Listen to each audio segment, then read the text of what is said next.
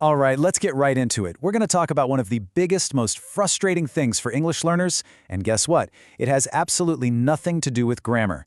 We're going to fix your fluency by training the one thing you've probably been ignoring this whole time, your mouth. Does this sound familiar?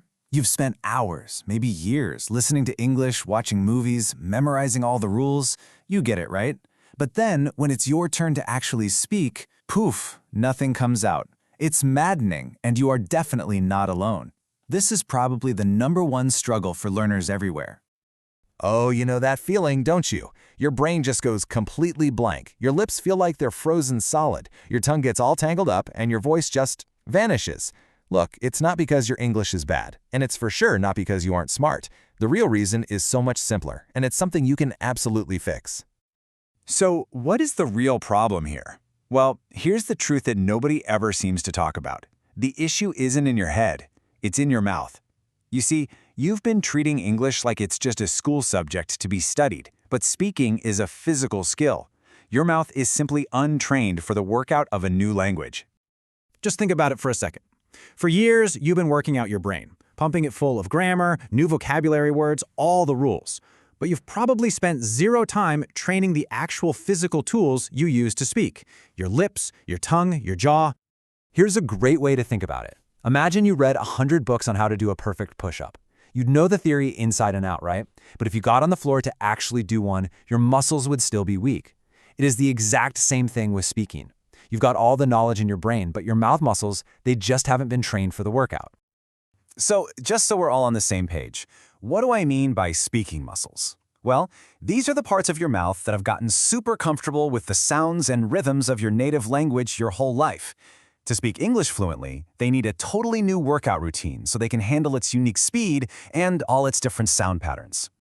But here's the really good news. You can totally train these muscles. And you don't need to spend hours a day or buy some expensive course. All you need is what we're going to call the 5-minute speaking gym.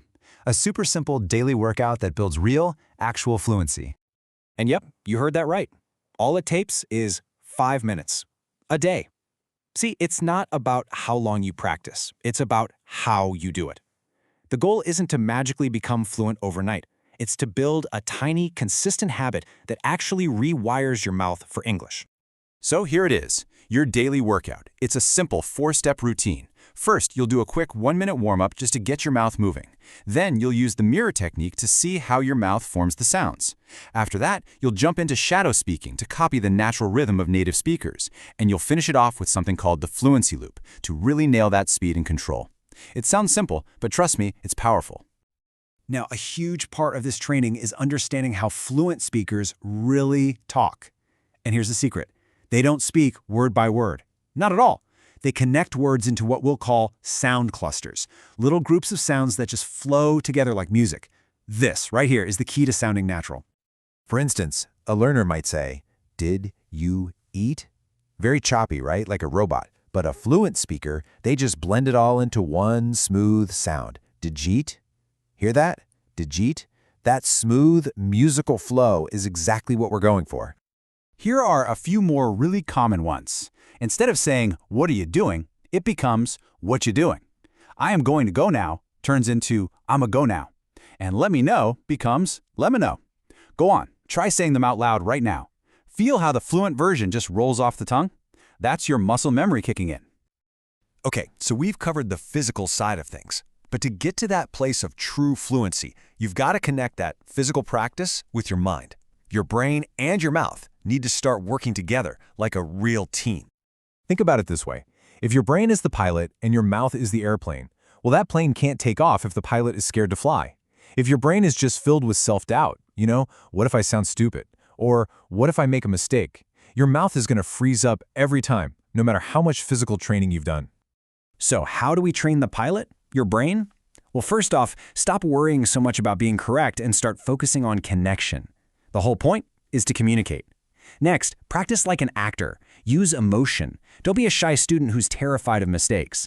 Create mental shortcuts so you can react in English without translating everything in your head first.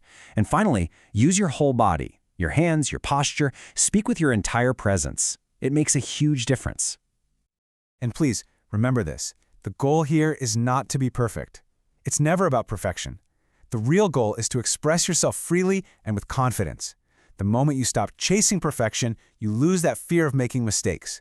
And that, my friends, is when your fluency really gets unlocked. So at the end of the day, you really have a choice. You can keep being the passive learner, the person who watches and reads and collects tons of information, but stays silent. Or you can become the fluent speaker, the person who picks one small thing, like one sentence or one sound cluster, and practices it actively every single day. One of them collects knowledge. The other one builds an actual skill. So the final question is all yours. You have the system now, you know the truth. Are you going to close this and go right back to just collecting information in silence? Or are you going to decide right now to start your 5 minutes of training and finally become that confident English speaker you've always wanted to be? The choice is all yours.